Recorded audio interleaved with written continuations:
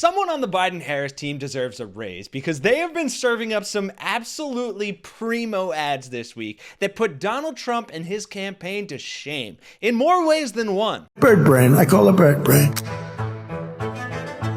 Nikki Haley has made an unholy alliance with rhinos, never Trumpers, Americans for no prosperity. She was sitting there like... She's gone crazy. She's a very angry person. She is not presidential timber. I don't need votes. We have all the votes we need. She's gone haywire. There aren't that many never Trumpers anymore. How do you bring these Nikki Haley voters back into the tent? I'm not sure we need too many. Securing the votes of never Trumpers and the 10 total Nikki Haley voters? Check. And hey, it's a small victory, but every vote counts. Now that ad was pretty good, but they didn't stop there. They came out with back-to-back ringers this week, and this next one is by far my favorite. With the president visiting 8 swing states in just 18 days, throughout the month, Biden has crisscrossed the country.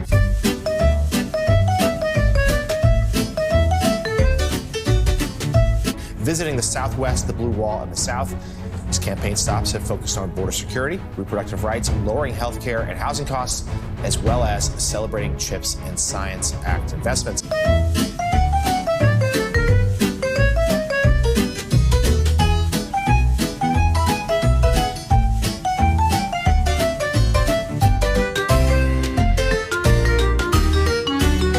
Yikes, Donnie, you know it's bad when Sleepy Joe visits 8 swing states in 18 days and your biggest accomplishment was, winning trophies for your own golf tournament. That reminds me of, yeah. And on top of that, one of them is for the Seniors League, which for a guy who constantly tries to dunk on Biden for his age, despite being only 4 years apart, really feels like having your bread pudding and eating it too. But in addition to that video being a good ad, it was also incredibly emblematic of the disparity between the states of their two campaigns. For instance, in this next clip, Biden talks to Stephen Colbert at a fundraiser event from the weekend that included other high-profile guests you might have heard of, like former presidents Bill Clinton and Barack Obama. I mean, all the things he's doing are so old.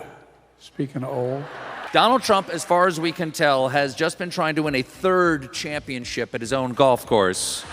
My question to you, sir, can voters trust a presidential candidate who has not won a single Trump International Golf Club trophy?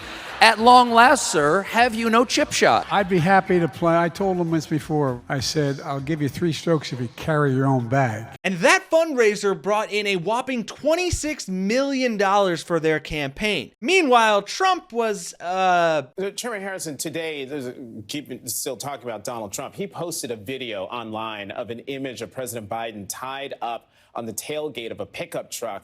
The communications director of the Biden-Harris campaign responded by saying, and I'm quoting, "Trump is regularly inciting political violence, and it's time people take him seriously. Just ask the Capitol police officers who were attacked protecting our democracy on January 6th. Yeah, nothing says support me with your money because I'm the good guy, like posting a picture of your political opponent being tied up in a truck. You know, this is emblematic, Jonathan, of who Trump really is.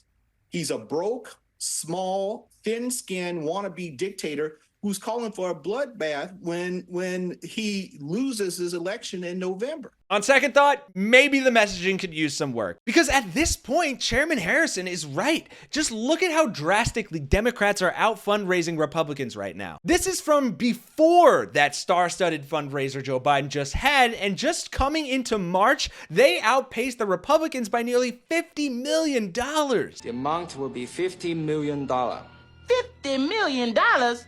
And who you think you kidnapped, Chelsea Clinton? Please don't show this to anyone at the RNC because they might get some ideas on how to make up that difference. And Chelsea, you might want to beef up your security detail for a while. I'm sorry. While we focus on winning elections over at the DNC, the RNC is broke. They're embarrassing, unserious, and they're a big waste of money. DNC Chairman Jamie Harrison, as always. It is bad, y'all. Money seems to be as hard to come by for the RNC right now as it is for Donald Trump, which is terrible news for Republicans for many reasons, not least because Trump is clearly taking over the RNC and appointing his family members to make it easier for him to siphon those funds into paying his legal fees. But at this pace, they can't even afford to cover a quarter of his bond. Like, if you're a broke boy, just say so. And look, Delinquent Don has been a broke boy for ages, and he's gotten so desperate for money that he's had to start shucking shoes. It's Donald Trump's latest money-making scheme, gold sneakers. That's the real deal. The former president launched the Never Surrender high tops at SneakerCon in Philadelphia, and he got a mixed reception. There's a lot of emotion in this room. Thank you. And looking for even more morally dubious ways to make money like this. All right, now there's this, which is really the one that everyone at this table is talking about this morning. Former president turned Bible salesman? All Americans need a Bible in their home, and I have many.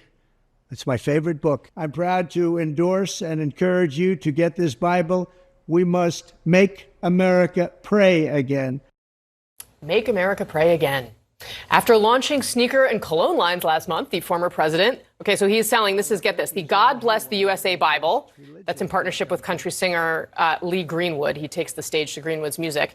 It's only $59.99, and just for that, you get a copy of the Constitution, a copy of the Bill of Rights, a copy of the Pledge of Allegiance, and the Declaration of Independence. That man has never read a single one of those documents, and you know it, especially the Bible. How can you expect someone to have read a book that they don't even know how to hold properly? 2 Corinthians 3:17, that's the whole ballgame.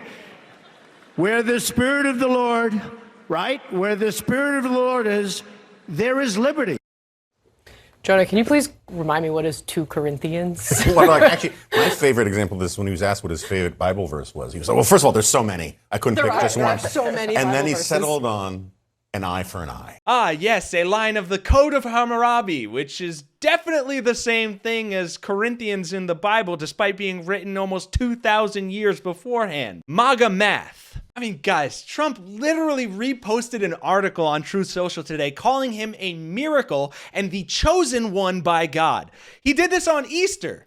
Are you insane? I'm not even religious, but I'm pretty sure on Easter, there's only one chosen one, and it's not Trump. And while Trump was posting this along with 70 other posts on Truth Social, out of which only one said Happy Easter before going on to disparage all his enemies, including other Republicans, Biden was getting crucified by hypocritical Christians on the right over this. White House. Now to this. Critics say Biden and the woke mob are taking a swipe at Christians this Easter.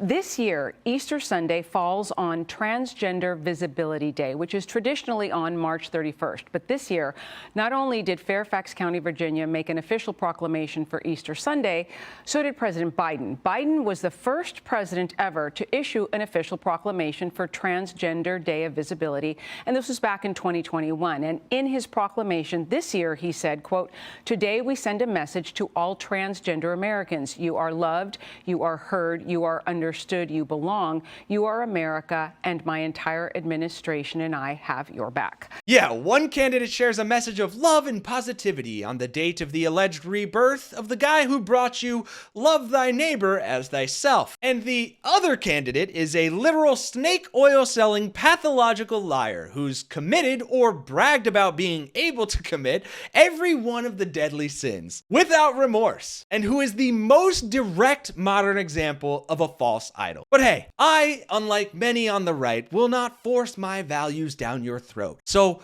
all you conservative Christians, you go vote for whoever you like. And at least you can find some comfort in the fact that in the end, you and your president will all be reunited in hell. Thanks for watching. If you enjoyed the video, please consider dropping a like, subscribe, and hit that notification bell so you get notified every time Really American drops another important video. And if you can, please consider supporting us on Patreon as well down at the link in the description. It's a huge help for the channel, allows us to bring on more talent, and allows us to make higher quality videos more frequently. And also, Donald Trump would really hate it if you did. And Ted Cruz. Ted Cruz would also really dislike if you supported us on Patreon. For Really American, I'm Kenny Hesse, and I'll see you guys in the next one.